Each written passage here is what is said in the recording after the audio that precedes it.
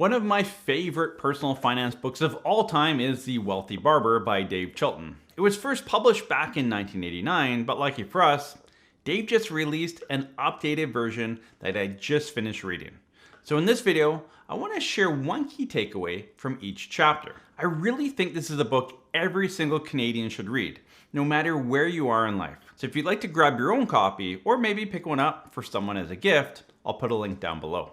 I'd first like to thank Dave for sending me this book a few weeks early so I could read it down on the beach while on vacation with my family. And again, I'm going to cover each chapter here briefly and highlight each thing. But again, this is an updated version and has a lot of information around TFSA and first home savings accounts and all these things that have come up since the last version. So again, grab a copy of this, have a read. It's great for any age, but especially for that 20 to 45-year-old market. Like, how do we save better? And the beauty of this book is the way that Dave puts it together. He's a fantastic writer in the way he thinks about stuff.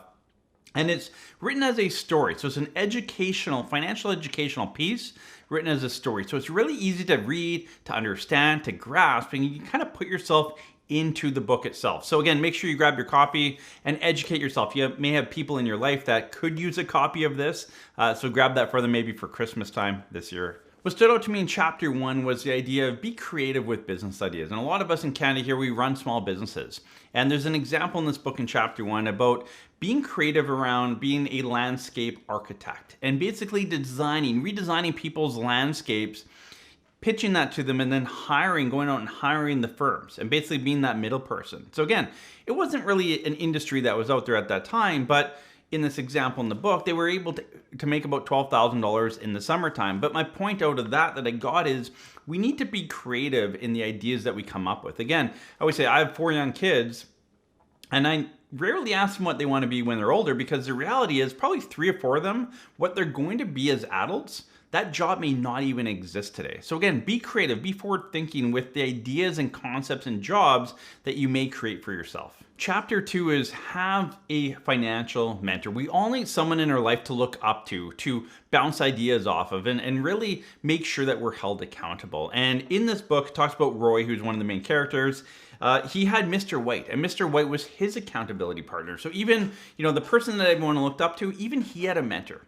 So make sure, who is your financial mentor in your life? If you don't have one, I really encourage you. Who do you look to around you? Who do you look up to? Who's done well? Who's saved well? Who's made steps ahead of you that you would like to follow? People have been before you.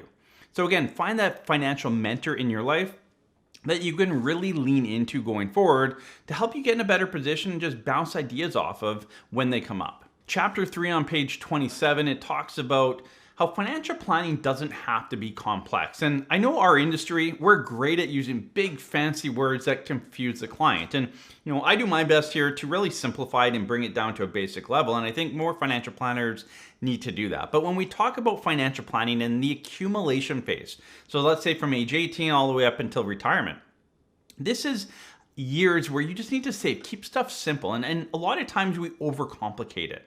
And I think this book does a really good job of just keeping things simple. Like, it doesn't have to be uber complex to have a lot of success. It can actually be quite simple. So chapter 3 talks a lot about that, just keeping things simple. And maybe sometimes we overthink things and that complicates things and it puts us down the wrong pathway. So again, KISS, keep it simple, stupid. That's a great acronym to use as you work through your financial planning. In chapter 4 on page 32, it talks about invest at least 10% of all you make for long-term growth. And I know a lot of us are having a tough time.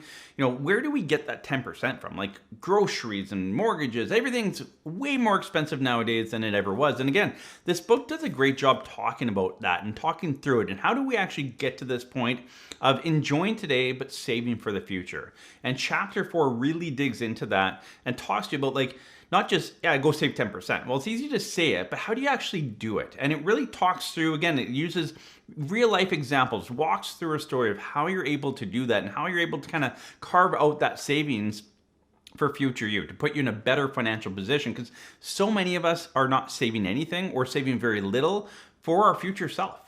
And I can tell you right now, a lot of people are going to have a tough time in retirement. So again, chapter 4 talks about saving 10% and how to get there, how to get to that step. Even if you're, at the point where I can't even pay my current bills. How am I going to save for the future? It really digs into that. So again, really dig into chapter 4 if that's you. Chapter 5 talks about investing, invest for success. And on page 53, it says, for 99% of people, knowledge hurts their stock market return. And that is so true. And he talks about in this book, some of the best investment people have done well because they forgot about their accounts. They never log in, right? And I just talked to someone on the phone today and he says, yeah, my wife's always bugging me because her investments have done much better. And I said, why do you think that is? He goes, because she never looks or thinks about it, right? She bought good investments and just leaves it. Whereas I'm always trading stuff and thinking about it, making moves and all that kind of stuff. And it's actually hurting me.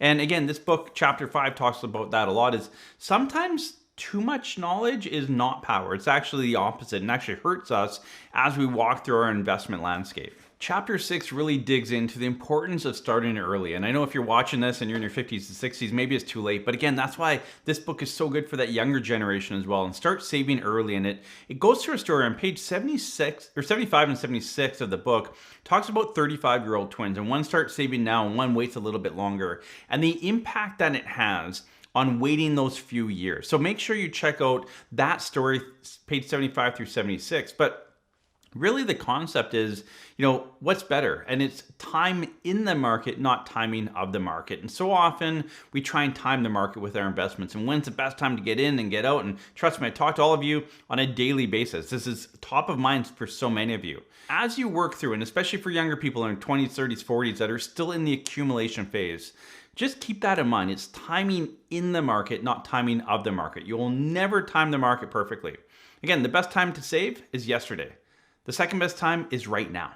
So start saving, get time in the market, not timing of the market, and that will put you in the best position going forward. Chapter 7 digs into a few different things, but one of the key points I want to highlight is on page 110, and it says, if you contribute to an RRSP, it lowers your taxable income, which hopefully we all know by now. So your CCB, your Canada Child Benefit, check could be bigger. And the CCB, the child tax benefit, is really based on your income. So as you put money into an RRSP, if you have young kids, the amount that you get from CCB could actually bump up because your taxable income is lower.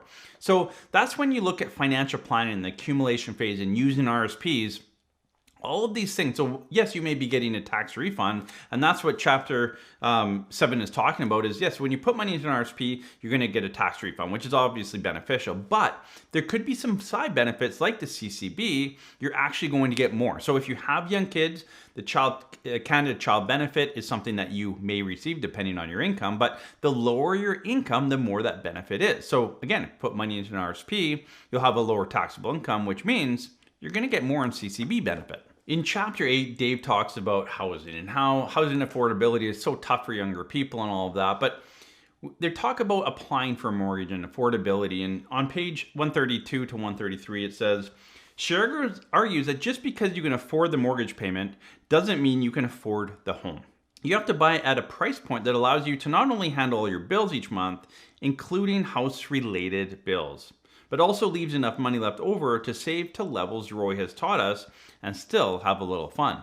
And that's where so many of us bump into. We're using every last dime to pay for our mortgage, to afford that house and all of that. Just remember, whatever the bank or mortgage lender tells you you can afford, well, that's what you're approved for. It doesn't mean that's the amount of house you should go buy.